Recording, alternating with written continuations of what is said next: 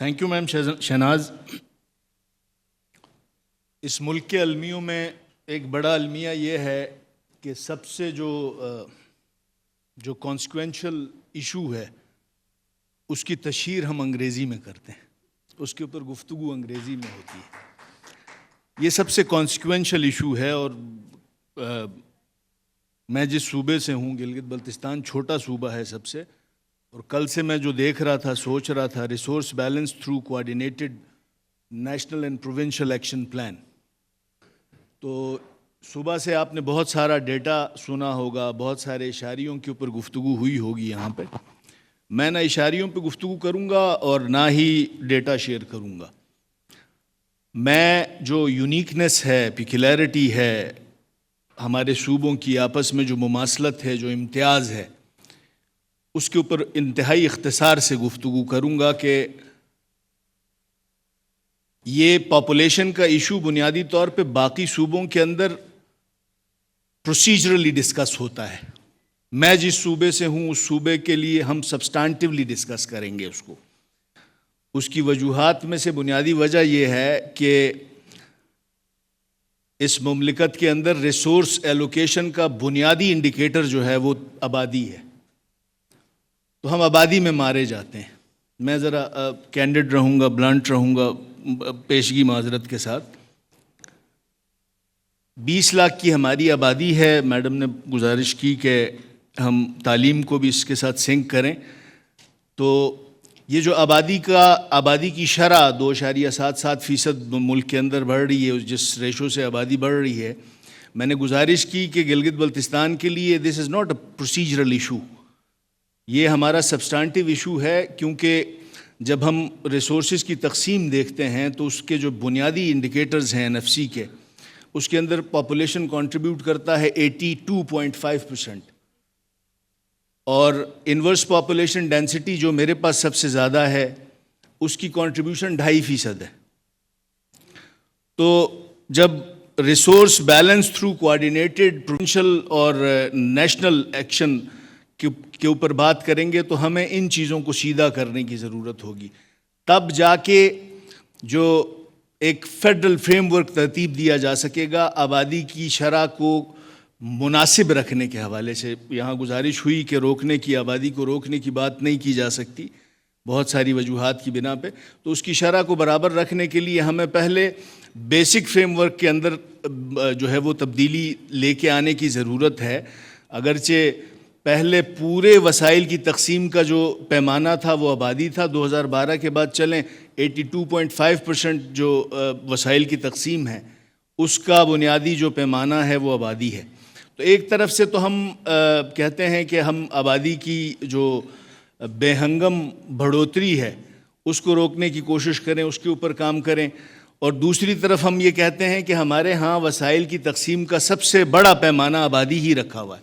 تو یہ بنیادی طور پہ تضاد ہے، اور اس تضاد کی وجہ سے یہاں پیشرو مقررین نے جتنے سیشنز ہوئے یا میں نے گفتگو سنی، یہاں اس میں یہی بات ہوئی کہ اب تک ہمارا پارلیمان جو ہے اس طرح سے ایکشنیبل میئرز، لیجسلیٹو میئرز جو ہے وہ لینے میں ابھی تک کامیاب نہیں ہوا ہے.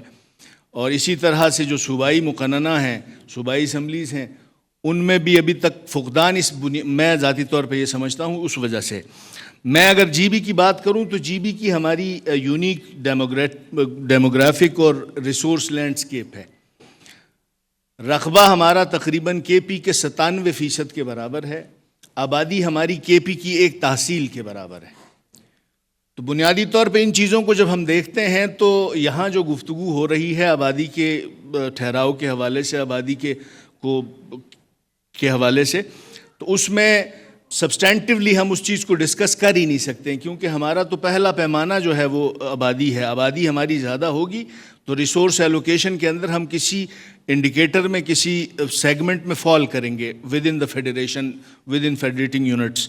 اسی طرح سے دوسری اہم چیز اپنے کانٹیکس میں، جی بی کے کانٹیکس میں، اور اسپیشلی اگر ہم اس کو کے پی سے بھی سنک کریں تو ہماری جو ایکولوجیکل فرجیلٹی ہے، کلائمیٹ چینج کی جتنی ہم پورا ملک اس وقت کلائمیٹ چینج سے پورا خطہ افیکٹ ہے، لیکن اس کا اگر جو واٹر ٹاور ہے جی بی، کے پی کے بالائی علاقے اور جی بی، تو جس طرح سے کلائمیٹک ایفیکٹس ہیں یہ 3 چیزوں کو پروموٹ کرتا ہے ہمارے خطے کے اندر. ایک تو ریپڈ اربنائزیشن ہو رہی ہے, دیہات سے لوگ شہروں کی طرف آ رہے ہیں. یوتھ بل جہاں 65% آبادی بلو 30, تو میں 61% of the population in G B is below 35. اسی طرح سے جو لمیٹڈ ریسورس بیس ہے, یہ جو نقطہ ہے بنیادی طور پہ لمیٹڈ ریسورس بیس جی بی کے کانٹیکس میں اگر میں بات کروں تو این ایف سی میں ابھی جانے کی بازگشت میں ہم یہ ساری کہانی آپ کو میں نے سنائی. ابھی تک we are not in the federal divisible pool اور in the provincial divisible pool.